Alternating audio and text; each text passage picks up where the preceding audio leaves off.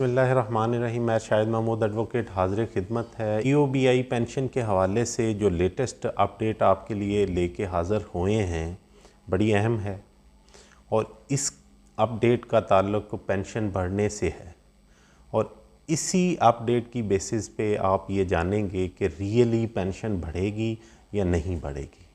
तो वीडियो को एंड तक देखें। कुछ चीज़ें हम इसमें अनजिप करने जा रहे हैं, बहुत बड़े डिस्क्लोजर हम करने जा रहे हैं। लॉ को समझाने की कोशिश करेंगे कि ये पेंशन बढ़ती कैसे है और फिर ये भी बताएंगे कि एक पेंशनर के क्या राइट्स हैं। तो सबसे पहले ये समझ लें कि जो लेटेस्ट इसमें अपडेट है वो EOBI ने एक टेंडर नोटिस इशू किया था।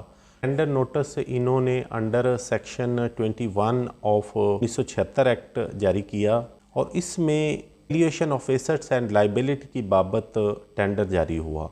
और इस सेक्शन की क्या रिक्वायरमेंट हैं, इस सेक्शन की रिक्वायरमेंट के बाद इस सेक्शन की रिक्वायरमेंट के मुताबिक EOBI को हर ख़ास पीरियड के बाद एक्चुरियल वैल्यूएशन करवानी होती है। एक्चुरियल वैल्यूएशन क्या होती है और इसका मकसद क्या है और उस एक्चुरियल वैल्यूएशन कराने का इम्पैक्ट पेंशनर पे कैसे पड़ेगा। सबसे पहले सेक्शन 21 हम आपको समझा देते हैं।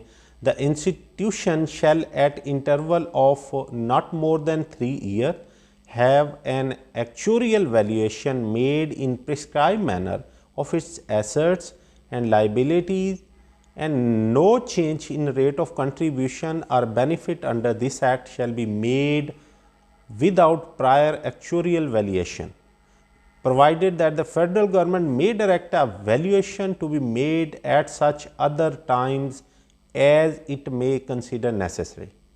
Actuarial valuation की जो ड्यूरेशन है वो कोई भी हो सकती है, लेकिन 3 साल से ज़ायद का अरसा नहीं गुजरना चाहिए। जो लास्ट एक्चुरियल वैल्यूएशन हुई थी वो 31 दिसंबर 2019 को हुई थी। 31 दिसंबर 2019 से लेके आज तक एक्चुरियल वैल्यूएशन नहीं हुई। इन्फ्लेशन रेट बढ़ गए, मार्केट रेट बढ़ गए, प्रॉपर्टीज़ के रेट बढ़ गए, लेकिन ये एक्चुरियल वैल्यूएशन नहीं हुई। उसका लॉस पेंशनर को भुगतना पड़ा।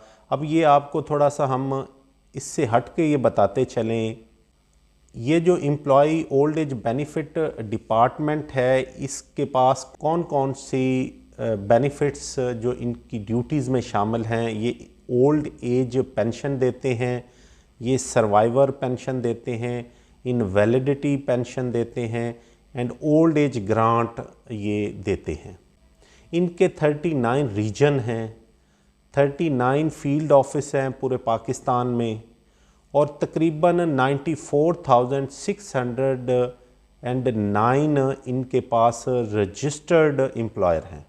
आलमोस्ट 5 लाख के करीब इंश्योर्ड पेंशनर हैं। अब ये फिगर हम आपको इसलिए देने जा रहे हैं क्योंकि एक्चुरियल वैल्यूएशन पे ये सारी चीज़ें बड़ी अहम होंगी कि अगर डिपार्टमेंट इसमें कोई ऊंच नीच करता है तो ये आपके इल्म में हो, क्योंकि हमने जो कावश की थी लास्ट वीडियो के ज़रिए कि इनको हर किस्म की जो इन्फॉर्मेशन है उसको वेबसाइट पे अपलोड करना चाहिए। फॉर एग्ज़ाम्पल किसी किस्म का कोई टेंडर होता है, लास्ट एक जो मीटिंग हुई थी बोर्ड ऑफ ट्रस्टी की, उसके मिनट्स इनको अपलोड करने चाहिए। हमने उसको आवाज़ बुलंद की, वेयर एज़ के काफ़ी हद तक तो इन्होंने उसको अपलोड कर दिया और हमारी इसी कावश की वजह से इन्होंने जो टेंडर इशू हुआ उसको भी वेबसाइट पे अपलोड किया और साथ ही साथ जो इस वक्त एवैल्यूएशन रिपोर्ट्स आ रही हैं उनको भी इन्होंने अपलोड किया। अब लॉ की मंशा क्या है? लॉ है the right of access to information act 2017। ये क्या कहता है कि एक पर्सन के क्या क्या राइट्स हैं और एक पब्लिक बॉडी की क्या क्या ड्यूटीज़ हैं। तो इसके सेक्शन 3 में ये कहता है कि कोई भी पर्सन किसी भी पब्लिक बॉडी से बाबत उसके रिकॉर्ड की इंफॉर्मेशन ले सकता है और वो पब्लिक बॉडी उसको इनकार नहीं कर सकती subject to the provisions of law.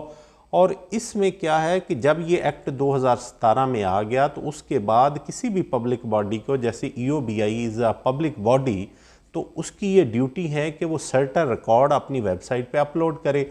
तो वो कौन कौन से रिकॉर्ड उनको अपलोड करने हैं, उनकी तफसील इस एक्ट के सेक्शन 5 में दी गई है, with regard to their employees, और एम्प्लॉयज़ की तनख्वाहें कितनी हैं, उनकी ड्यूटीज़ कितनी हैं, वो कितने कितने अरसे से किस जगह पे काम कर रहे हैं। क्योंकि आपको पता है EOBI में मनपसंद ऑफिसर्स को मनपसंद जगह पे लगाया जाता है।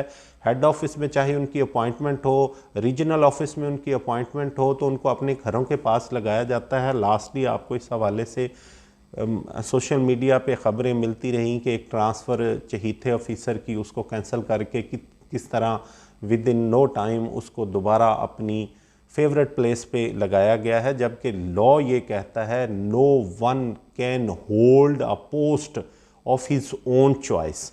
लेकिन इसको EOBI में इस लॉ की कोई वैल्यू नहीं है।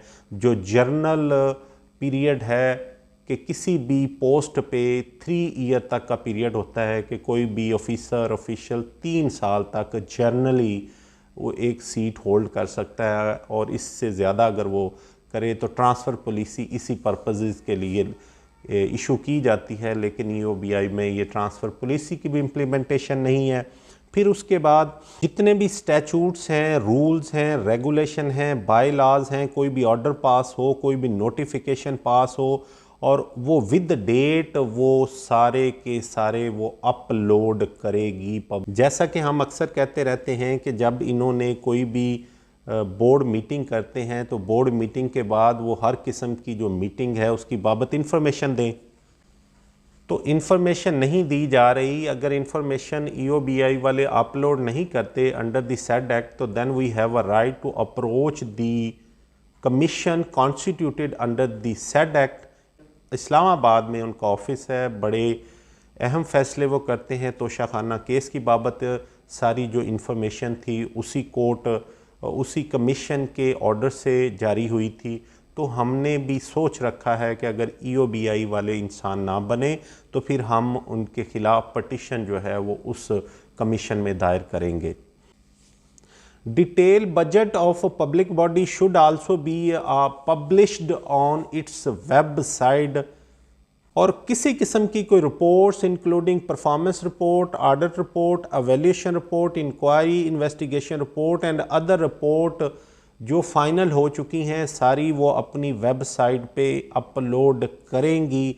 लेकिन ताहाल इसमें EOBI फेर रही है, इसने किसी किस्म की इंफॉर्मेशन अपलोड नहीं की।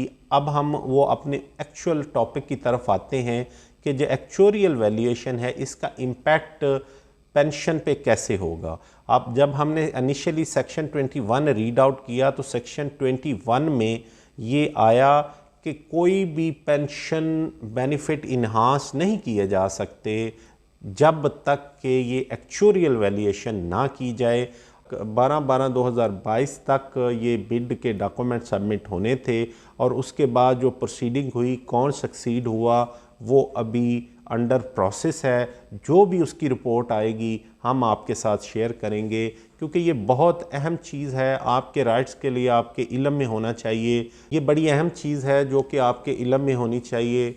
हम जब आपके लिए इतनी मेहनत करके कोई इन्फॉर्मेशन लाते हैं तो कमेंट्स में दोस्त, बड़े अच्छे दोस्त हैं जो हमें बड़े प्यार से नवाजते हैं। कुछ दोस्त ऐसे हैं जिन्हें सिर्फ़ हमारी कावश नज़र नहीं आती, उन्हें सिर्फ़ इतना नज़र आता है कि जनाब बड़ी है तो बताएं, नहीं बड़ी है तो ना बताएं। मेरे भाई, अगर आप इंफॉर्मेशन लेने के शौकीन नहीं हैं तो you need not to watch this video, क्योंकि हमारा मकसद तो इंफॉर्मेशन प्रोवाइड करना है। हम ना तो कोई अथॉरिटी हैं, हम अपना टाइम निकाल करके एक कोई भी इंफॉर्मेशन जो कि आपके लिए मुफीद हो सकती है, आपके नॉलेज को बढ़ा सकती है, अगर आपके राइट्स को बढ़ा सकती है, तो उस बाबत अपलोड करते हैं और फ्री ऑफ कॉस्ट होती है। इसमें आपको बदज़ुबानी से परहेज़ करना चाहिए। और फिर आप जानते हैं अल्हम्दुलिल्लाह हम लॉयर होते हैं तो फिर भी हम दरगुज़र करते हैं कि दोस्त क्योंकि अग्रीव्ड हैं, उनकी काफ़ी अरसे से पेंशन नहीं बढ़ रही, तो उसमें हमारा कोई कसूर नहीं है,